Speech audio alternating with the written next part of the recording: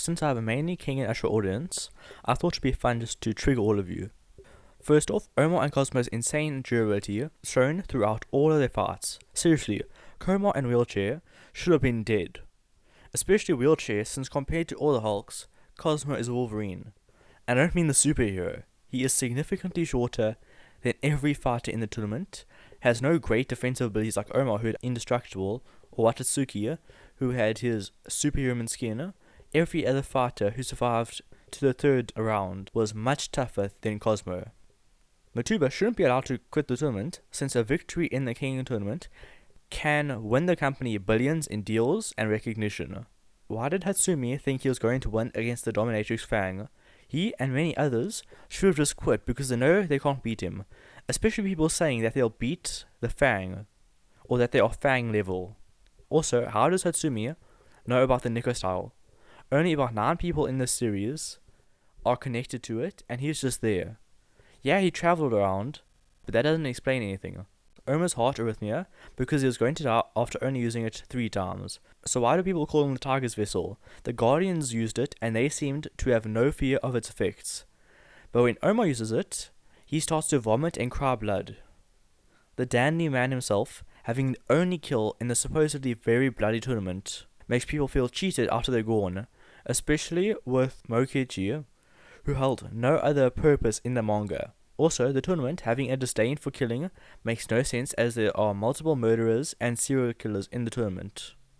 Hanafusa helping Mokichi, even though he said he likes to dissect people, so it would be in his interest to let him die or kill them on the operating table. There not being a full fleet of doctors also makes no sense, as these people are millionaires and billionaires, and I don't think they would trust Kataharu's supplies, since he is already a contender in the tournament, and it could easily poison their fighters on the operating table. Nobody being replaced in the tournament, and there being no other strong fighters, even though these people are ultra rich, and would easily have the money to bring in fighters and mercenaries from all over the world.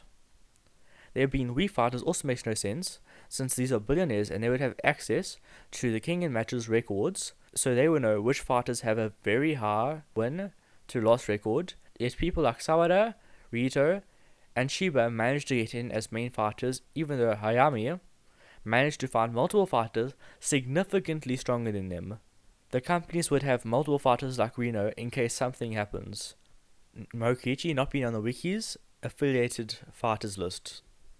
Hassad getting a power boost and breaking the Johnson's lookalike. Hayami's forces getting through to area even though him and Katahara had bodyguards and Kuro clan members protecting them. Omar using Ironbreaker in his dreams and then learning how to use it. Also Omar's dream training being completely ignored. He should have been able to evolve to anybody he saw in record speed, meaning that like against somebody like Ryan, he should have had it much easier. Even though the Kengan matches are ultra secret, there's merchandise and many people know about it. It's not really just CEOs, as many other people, like Omar and Kiryu, which makes it not really that secretive. Seriously, Omar doesn't have any ties to the underworld or any important figures, like Kiryu, meaning that he just would have randomly threatened and fought people until he found out about the Kengan matches and who's in it. Mitsuda also lets people record the events of the Kengan matches and has recordings himself, which doesn't really make it that secretive. Another weird thing is that Kaneda, Chiba, and Fang never use them. It would have helped Chiba a lot to steal some of the world's best styles. Also, for somebody as smart as Kaneda, not buying or at least thinking about buying the records of the fighters with the highest amount of victories seems really dumb.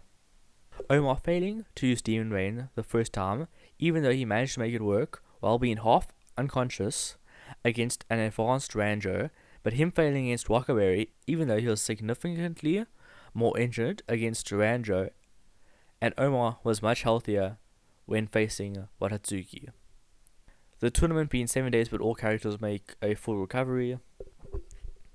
Tiger Nico giving Omar the advance, Kiryu the fallen demon / Nico style, / showing him where his future mentor is, and showing or teaching the Fang some Nico style techniques, as well as putting him in the queue for no reason.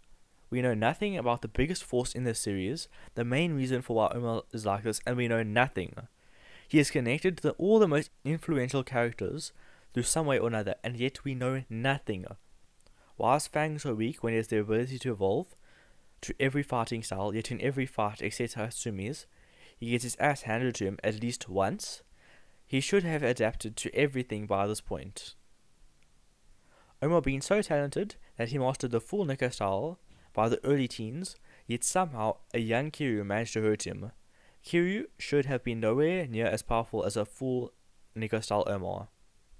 Ray being such a terrible assassin that Reno could hear him before he tried to kill her. The bodyguards not stopping Ryan from sexually assaulting and probably doing some other stuff to Rito in the bathroom. Omar and the rest of the characters that survived in the later rounds all getting significantly stronger. The bodyguards not stopping the confrontation between Ryan and Omar.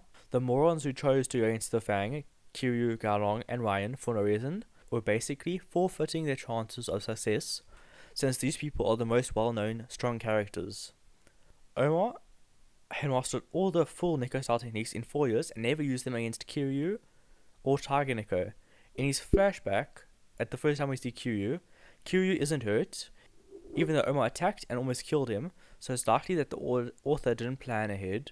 The artist Doraemon said that he started drawing at the start of the manga and that there was a chance then that Omar might not win, so it's very likely that not much was planned ahead.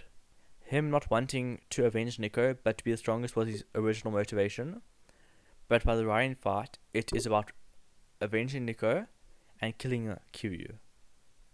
Omar remembering who gave him the advance in the Ryan fight and also yet again against Kiryu.